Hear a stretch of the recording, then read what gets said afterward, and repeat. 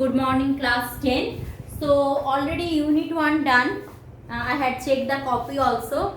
So that is the topic of another discussion. So what is the syllabus for unit 2? Today onwards I will give you the video on the topics of unit 2 physics.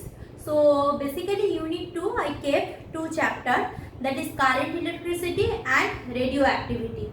Now since current electricity is a huge chapter, so first I will start current electricity and I will complete that, and then I will go for that radioactivity chapter.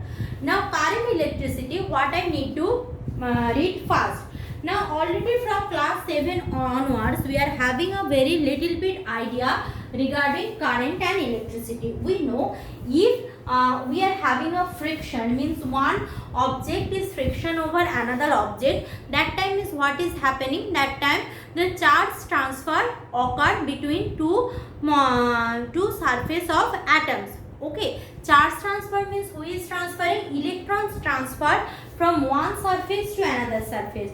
Now we know if I am dealing with a neutral one, neutral atom means it have the same number of proton and same number of electron. So until unless it have the same number of proton and same number of electron, so it will behave as what? It will behave as a neutral. Now when there is a mismatch between protons and number of protons and number of electron, that time what will happen? That time there will be a excess of positive charge and excess of negative charge. So if there is a excess of positive charge and excess of negative charge, so they will start what? Attracting each other. How it is happening? Suppose I am having a atom. Here I am having 4 proton and suppose 2 neutron. Now we know what? Neutrons are uncharged particle. So 4 proton and we are having orbit. So here I am having 2 electrons and outermost shell we also have 2 electrons. Done. Total 4 electrons and 4 proton. So it is a neutral atom. Now I am having another atom here or another object here whose inside I am having 6 proton and 4 suppose neutron, and outside orbit we are having electrons here 1, 2, 3, 4. So this is the electronic structure. Now if two surfaces rub over one another, so what happened? In class 8 already we had studied, there will be an exchange of charge, means either from this surface the charge will come here or from this surface the charge will come here. Suppose from red to blue the charge is coming. So if from red to blue is suppose one charge is coming. So this one red is coming here. Wait for a while where I keep that. So if one red charge coming here, so what will happen? Here I am having a red electrons, done, and here is a deficiency of electron. So previously we are having what? 6 electrons, 6 proton and 1, 2, 3, 4, 5, 6. 6 electrons, so there is a balance. But right now we are having here 4 proton and 1, 2, 3, 4, 5 electron. So if outside I am having 5 electron, so there is the excess of negative charge. So this whole atom will behave as a negatively charged atom. Clear? On the same time, here I am having a deficit of electron, means here who is excess? The positive charge is excess. So this whole atom will behave as a positively charged atom. So they will start attracting each other. This is the very basic of electrostatic chapter. But since just we are at the stage of beginning of the syllabus, so I am just recapitulating that much knowledge we are having. The problem is that if the charge is not moving, means we are having a allocation of positive charge or negative charge. Means what does it mean? Means suppose we are having a system where we are having positive charge. Suppose here I am having a plus q and here I am having a minus q. So here I am having a plus q, here I am having a plus q, minus q. So what will happen from the fundamental law of electrostatic, what we know that plus, if the two charges are same, they will repel each other, and if the two charges are opposite in nature, they will attract each other. Okay, no confusion. Now if the two charges are attracting each other, so they are having an attraction force on the same phenomena. If two charges are repelling each other, so there we are having a force of repulsion. So means any type of things we are doing, there we are having what? We are having a attraction force or repulsion force, either attraction force or repulsion force. Anything can be possible. Clear? So Coulomb's first given that formula, which is called Coulomb's law. Before that we are proceeding towards Coulomb's law.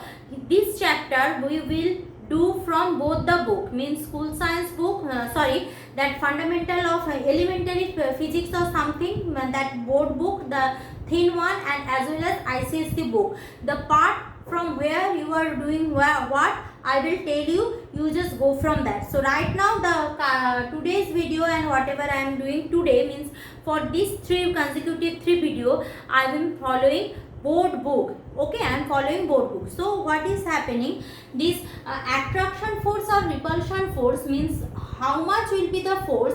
Coulomb gave an idea, scientist Coulomb gave the idea.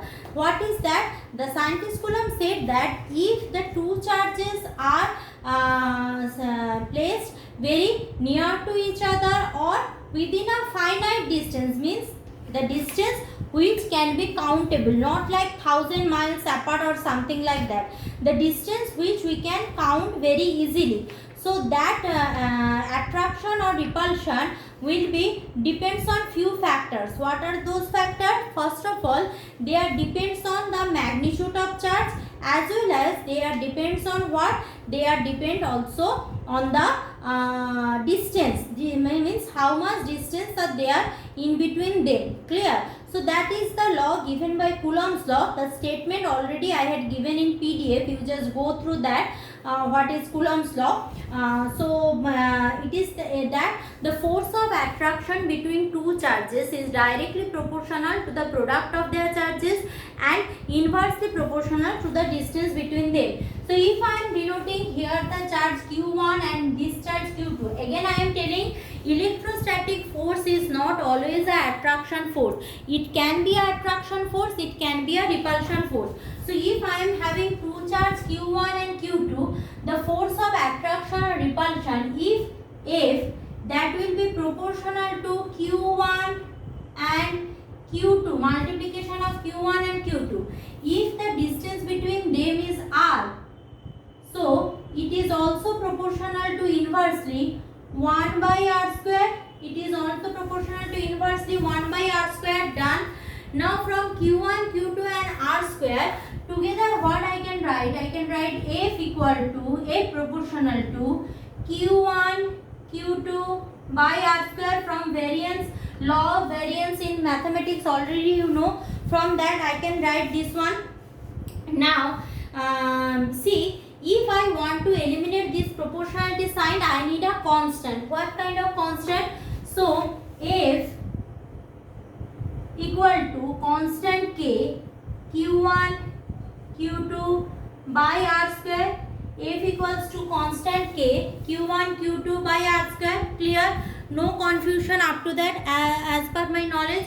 Now what is the value of K? Now there is a trick. Means if you are doing with that CGS system, that value of this constant will be 1. Now if I am dealing with that SI system, this value of the constant having a certain value, that is equal to, in SI, remember that in SI, F equal to 1 by 4 pi. Pi you know, right now I am writing a new thing that is called epsilon. See how I will write. This first bracket, here cut in between that. So epsilon 0. 0 means the charge are kept in vacuum. So 1 by 4 pi epsilon 0 q1 q2 by r square. So from this law, what I can say, the charge if stay more far from one another, the distance is very large, then the attraction force or repulsion force will be lesser compared to if they are very close to each other, and it also depends on the magnitude of the charge also. Okay, now what is the value of this 1 by 4 pi epsilon 0? Remember that this epsilon 0 is called free space permittivity. Now why this value, constant value is 1 by 4 pi epsilon 0, that is the part of discussion in class 12, those who will study physics in class 12. So right now just memorize that constant value is 1 by 4 pi epsilon 0. This is the beyond scope of discussion in the right now.